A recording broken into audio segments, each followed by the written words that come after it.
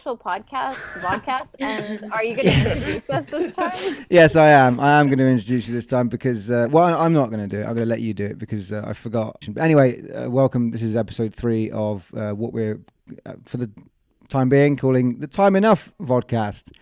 Until we think of a better name. I think Locked In is probably the front runner so far. I just haven't changed it on the actual editing file. So, if we go on the screen, just go for it. Just the first one to say it out loud wins. I'm Nick. Yes. Hey, I'm Heather. Yes. I'm Lucy. Yes. I am Will. Talicia's not playing the game.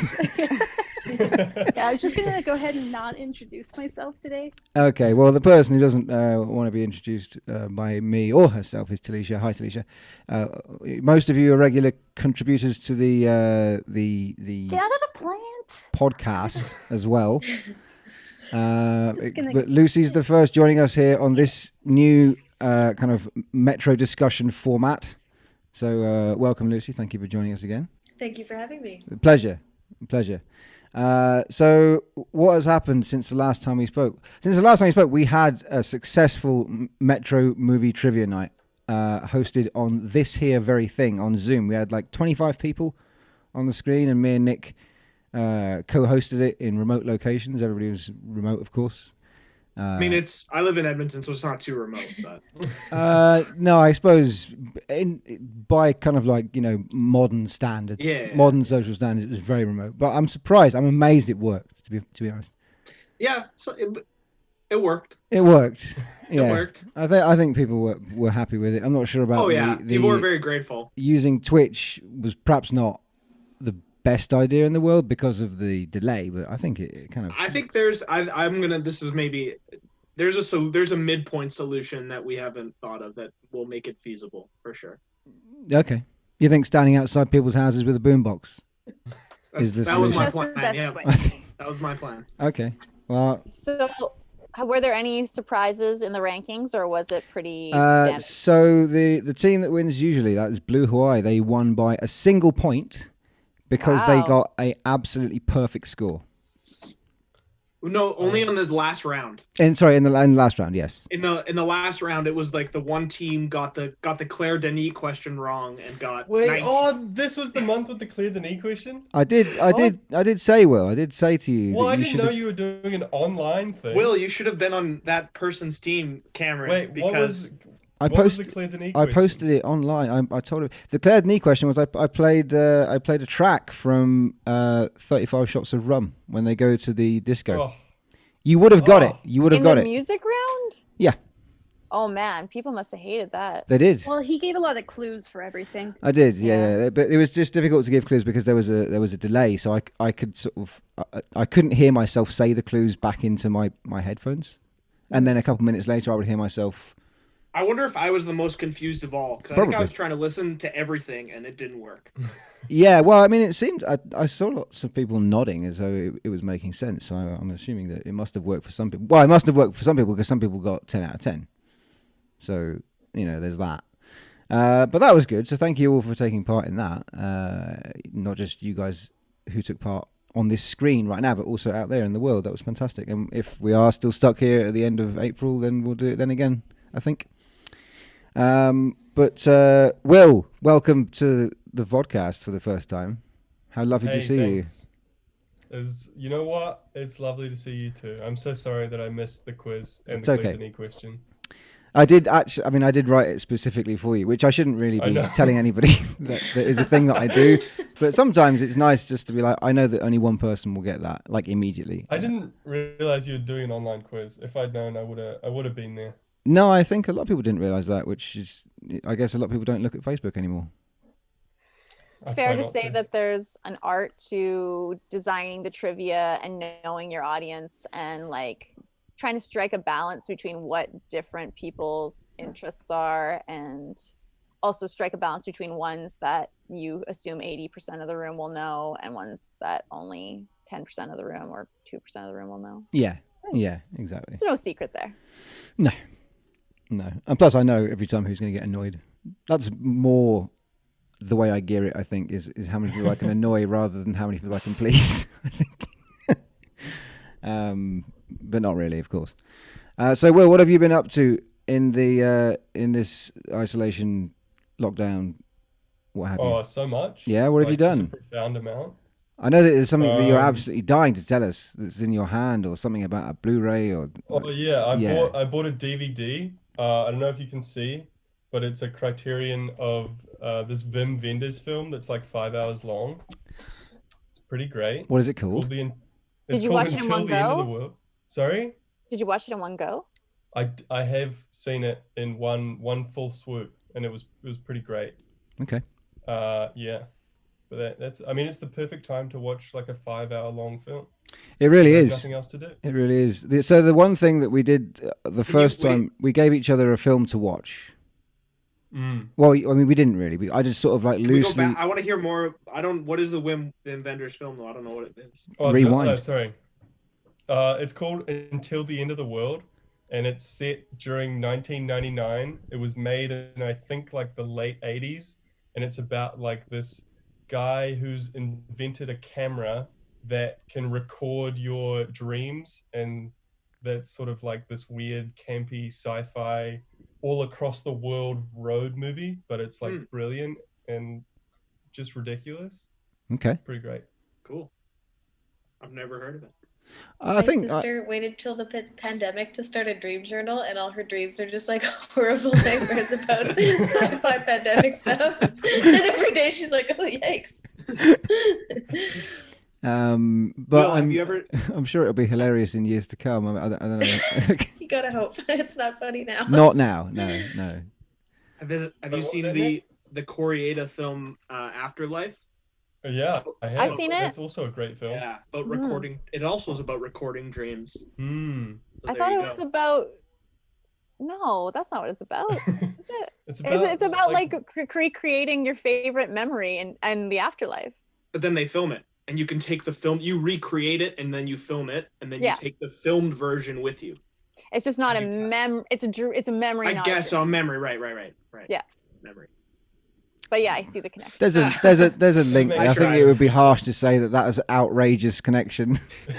No, I get it.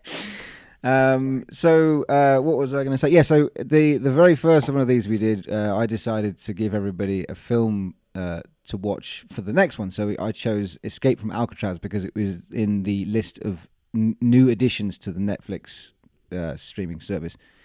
And this time we weren't sure if you were going to be able to join us. So Nick said, in honor of your absence, we should watch Ready Player One because of how much you like it. I made a mistake. Nick made a mistake, and I think I made a huge mistake. I think what's happened is that no one watched it because certainly, I mean, I've got it on in the background now, and that's as close as you're going to get. I've seen it, and I didn't think it was very good. But I literally tried. I watched it for about 10 minutes, and it was the most like depressing and most boring thing I had ever watched at the time.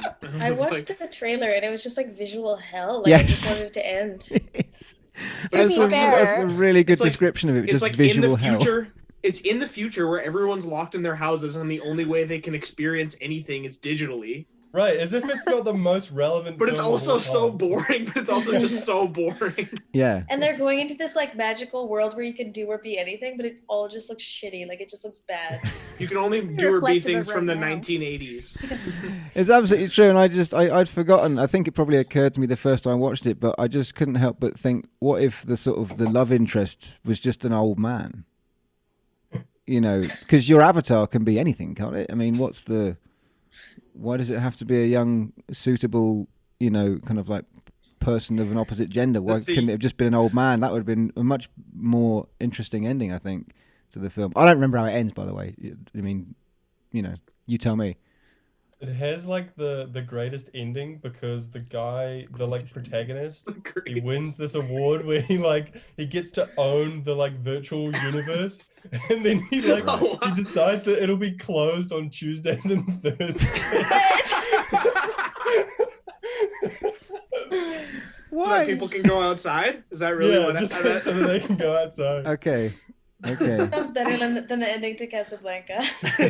I think That is the greatest ending. I think that your description of it is probably greater than the experience of watching the film. Oh, it's pretty great. I don't know. So if you have Netflix, just look at where it's playing, but just listen to this description of it. Watch the little trailer of it, and then remember what Will said, and then save yourself 2 hours or whatever. It's only been 5 days since we last recorded, so I would have watched it if it had been a full week. I think. Okay. I would have got there. I maybe would have You're watched not going it. to try now. Too late. I watched other things instead. I'll be perfectly honest. I watched Greener Grass, which we showed at Metro a little while ago. I think was the debut film from. I wrote. Where did I put it here? It's a debut film directed by Jocelyn de Boer and Dawn. Oh, I don't know how to say that last. It's Luebbe. How do you say that? Lueb? Lube? I don't know. Anyway, it's directed by both of them and written by both of them, and it stars both of them as well. And it's this very strange film. It's kind of reminded me a little bit of the Quentin Dupieux films, the like Wrong and Rubber. There's those very off kilter kind of really, really, really black comic films. And there is a sort of loose narrative in there somewhere. It feels like you're watching lots of these little vignettes that are kind of like comedy skits, but there is a kind of like overarching storyline to it as well that it does kind of end. But what happens in it is so absurd. There's this woman who decides to just give her child away to her friend because her friend is jealous that she has a child, and then her friend can't have another child. So she adopts a football, like a soccer ball, and calls it Wilson. And then the mother who gave the child away tries to get the baby back, and then she's just very, very easily influenced. So her friends tell her that divorce is a great idea. So she divorces her husband, and then just sort of runs around this kind of. When we spoke about it before, it looks kind of almost like a twisted Tim Burton-esque world. Everything is like these very kind of harsh, these kind of very pastel colors and things like that, and people drive around in golf carts. It's just this very strange world, but it's a really, really interesting film to watch when you're kind of slowly going mad yourself, because I don't know, I enjoyed it anyway. So I remember when we were screening it, it was like the reading the synopsis was, I think, not. It wasn't intriguing to people just to read the synopsis, and then when I would try to explain even the trailer, it's just too bizarre to explain. You have to see the aesthetic of the film to really understand what wavelength it is operating on. Yeah. Because the trailer is one of the most intriguing, ridiculous trailers I've ever seen. Yeah, but go on. I was going to say, I don't want to be too reductive, and I haven't seen it. I do want to. I remember seeing the trailer and being like, oh, but I haven't watched it. It seems like, again, I don't want to reduce it too much, but it seems a little bit akin to like an Adult Swim type of humor, like a Tim and Eric kind of anti-comedy type yeah, of thing. Totally. No, that's definitely the sort of flavor. Again, I would say that it's very much like those like Wrong and Rubber, in that if you don't go along with it, you're not going to access it at any point, really. There's no kind of like real entry point into it, unless, I guess, if you're familiar with those kinds of with that kind of comedy.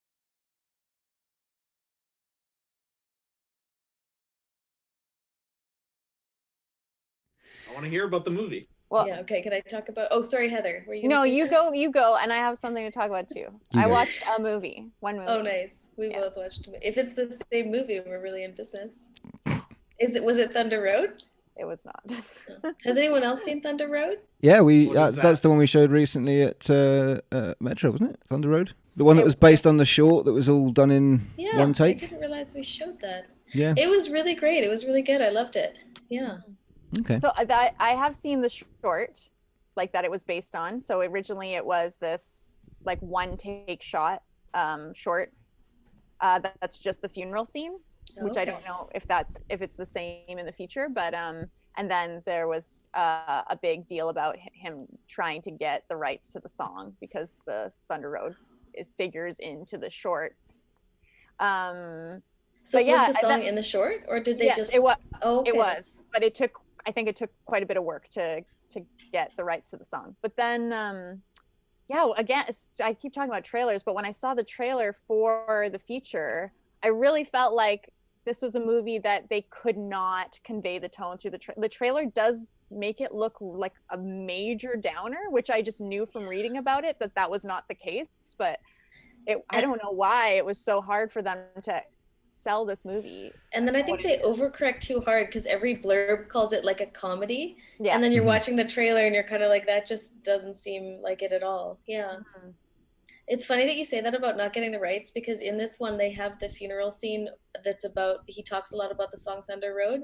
But they do a thing where like he wants to play it on the boombox and he just can't get the boombox to work, and so he does it without music. And it works really well. Like I didn't even realize that was a thing. I just thought that was, I think that is the short, but I don't know if they still needed to get some kind of permission because to sing it, right? But that's what makes it so great. Okay. Yes, the idea is it's about like a cop who's dealing with his mom has just passed away, and he's going through a divorce and trying to get custody of his kid. But the whole thing is it just kind of deals with all of these, you know, he's trying to get through all of this, but he doesn't know how to get through it and how to express anything. So he's just kind of exploding with rage all the time, but he can't really address the fact that that's something that he's doing rather than something that's happening to him.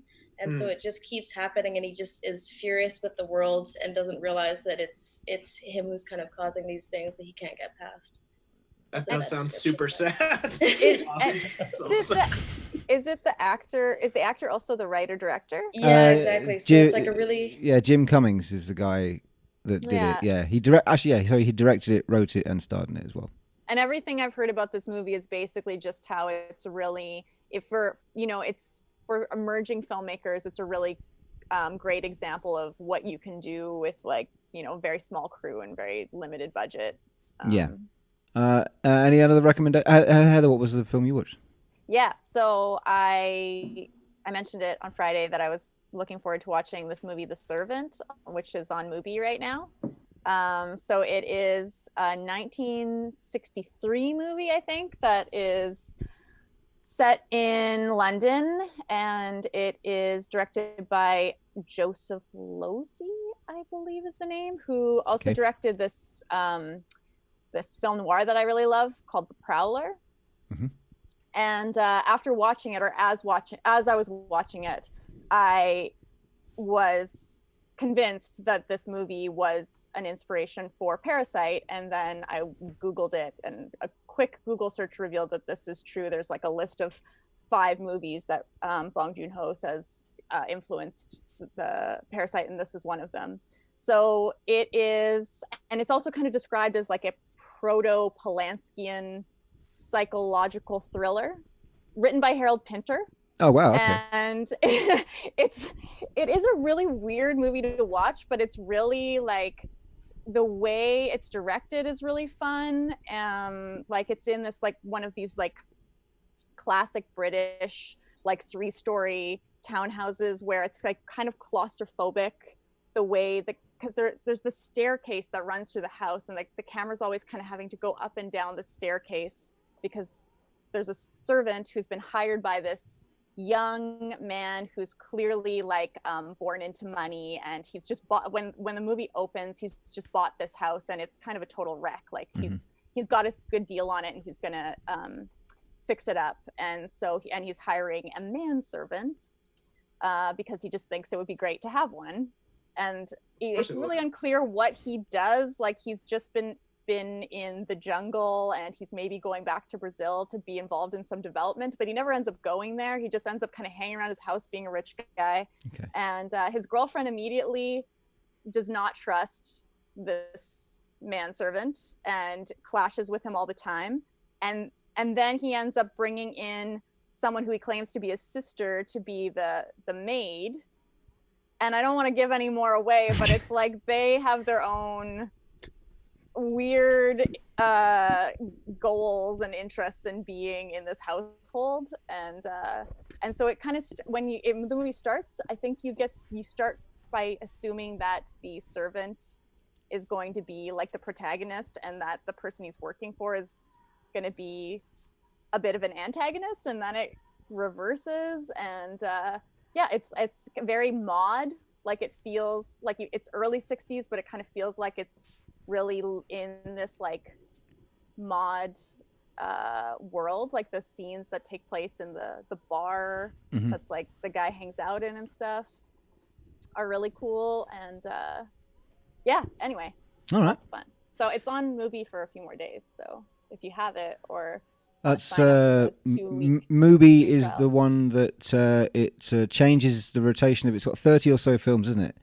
And every 30 month, films, the they add whole one every day and they drop one every day, and so you always Yeah. know exactly how many days you have left to watch a film. And it's kind of a mixed bag, but they do somewhat curated programs. So they've got a few Louis Malle films up right now, and they were doing like post-war Japan, I think, for a while. Ooh. Yeah, and I think You it's know what would be it's $1 for membership right now as well. something like that. Yeah. I mean, I've had my membership for a few years. It's Okay. like the kind of You know what would first be thing I signed on to. So a great idea? A database of like, because these exist, but a database for art house and international films that tells you what services they're on, and like can categorize them by genre, or not genre, but movement, or you know what I mean, aesthetic or country or something like that. That would be cool. I'd like that. There's a few good, but so one that I'm going to recommend is one that I posted online. So I posted it on Facebook somewhere in the last couple of days. It's called Land of Look Behind, and it's a documentary from 1982 directed by Alan Greenberg. The reason that I knew about it was because I listened to a musician called Kay Lima, who's like an ambient sort of soundscape musician who's been making music since the 70s. Used to be in a band that was kind of very sort of Talking Heads-ish, called Savant. And I found this soundtrack for this film, Land of Look Behind, and it's this incredible. From listening to the soundtrack, I had no idea what the film was going to be about, and then I saw it, and it's this documentary about Jamaica that's filmed in the this sort of region. It's the wild interior region of Jamaica called Cockpit Country.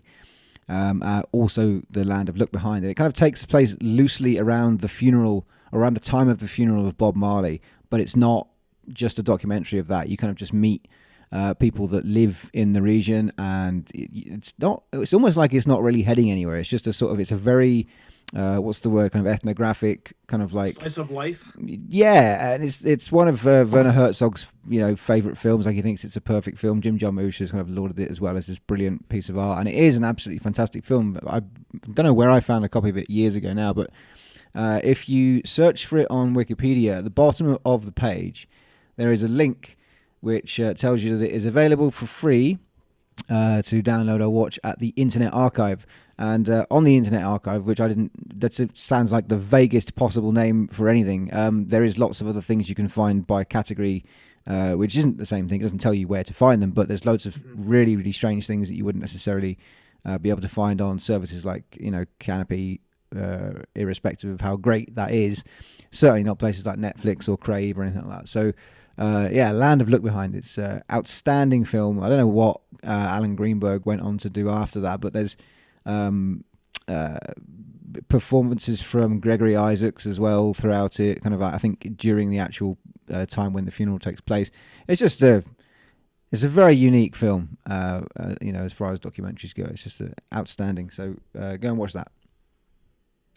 I saw it many years ago. There was a copy at Edmonton Public Library. Wow. And I think maybe someone I lived with took it out, having heard that this was one of Herzog's favorite movies or something. And it just, at the time, I had never heard patois spoken before, and it was really unlike anything I had ever seen, and was, just... Yeah, we were saying just before we started kind of recording that the version that I watched the first time around had subtitles, which was useful. Every version I've seen since doesn't have subtitles, so you have to listen quite closely to see to hear what's actually being said. But a lot of it is kind of it's not as though you're just watching kind of like talking heads, people discussing what they do and life. It's people just sort of ruminating on the meaning of existence in some ways, and other parts it's like reflections on their world through poetry and things like that. And other times it's very rhythmic, lyrical. It doesn't really have a sort of direct line through the whole thing, but it's irresistible to listen to at the same time. It's just this it lulls you into it, and it's partly to do with the amazing soundtrack as well, and just this sort of. It's like cinema verite, maybe. It is. So, yeah, exactly. But it's just really intimate from my memory. Like their houses are quite small. Mm-hmm. Like it's like a 1 or 2 room house, and then you just feel like you're just watching someone kind of think out loud. Yeah, that's exactly what it's like. Yeah. Owen, where have you gone? Sorry, when I keep getting up, it's because I'm the last 2 times the camera that I'm using stops recording. But the only way I can see that is.